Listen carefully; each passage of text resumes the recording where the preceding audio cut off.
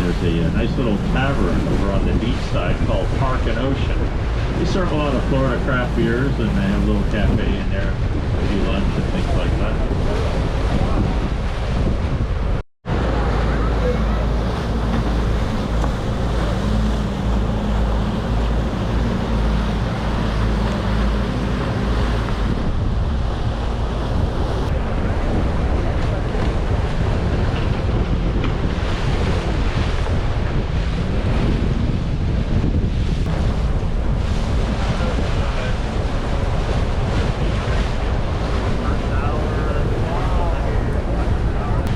Never taken the water taxi this far up.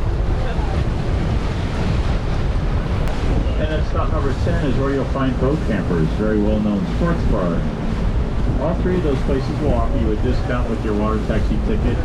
So be sure to show your water taxi ticket, take advantage of the discount that comes with it. They all do. Thank you so much. Where are you located?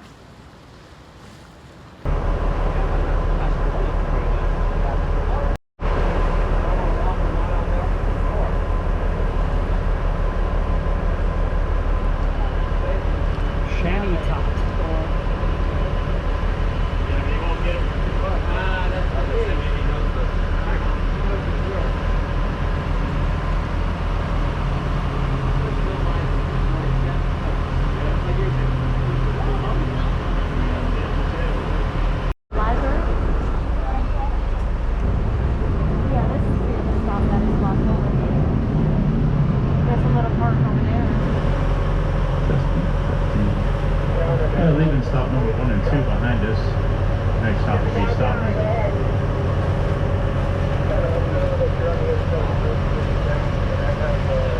That was designed as a hop-on, hop-off service to encourage folks to jump off and enjoy and explore some of the different stops in the Fort Lauderdale area. Your ticket does entitle you to a ride with the, if you're going down to Hollywood Margarita, you don't have to pay any extra. It's the same ticket, all that sort of stuff. There's a quick safety announcement for everybody. 5 engines? Life jackets are located in the center seating console here in the middle of the boat. Children's life jackets or anybody under 90 pounds can be found in the forward part of this compartment. There's no smoking on the water taxi empty. All the walls and roof are poured concrete, reinforced with rebar. Well, except for the mother-in-law's quarters in the back. That's built out of plywood, rated for an afternoon thunderstorm.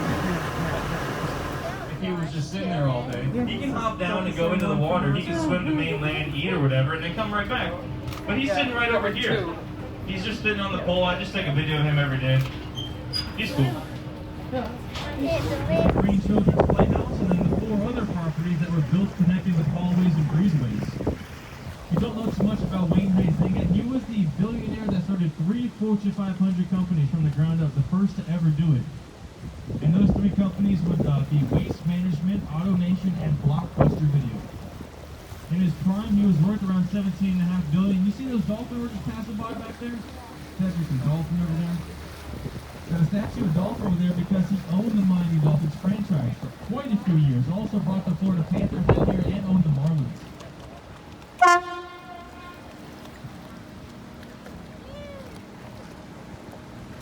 That's an awesome little romantic cruise.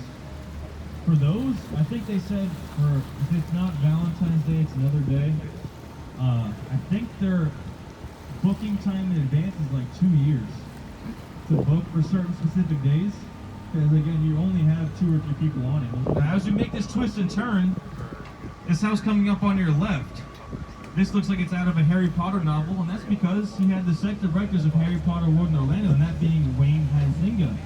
When Wayne Huizenga was living down here, folks, he gifted every single one of his relatives a mansion. Except this one. This one was custom built for his niece Holly. He lived here for a few years, then sold it, and now someone else owns it. I think they just sold it and someone else bought it. We just saw moving trucks here earlier, quite a few vehicles, and a lot of people walking around. And I see the signs gone, so I would assume they sold it. But that's a nice estate he had built. Now we got our local church over to our right-hand side. They estimate the parking lot value because they have property here they can build on the water, and also they could build shops on Las Olas into the $30 million range for the amount of investments that you could pretty much make off of these. And then again, if they wanted to, someone bought it out and you knocked the church down, you could build a strip of restaurants or something right there, or you know, anything on Las Olas that you want.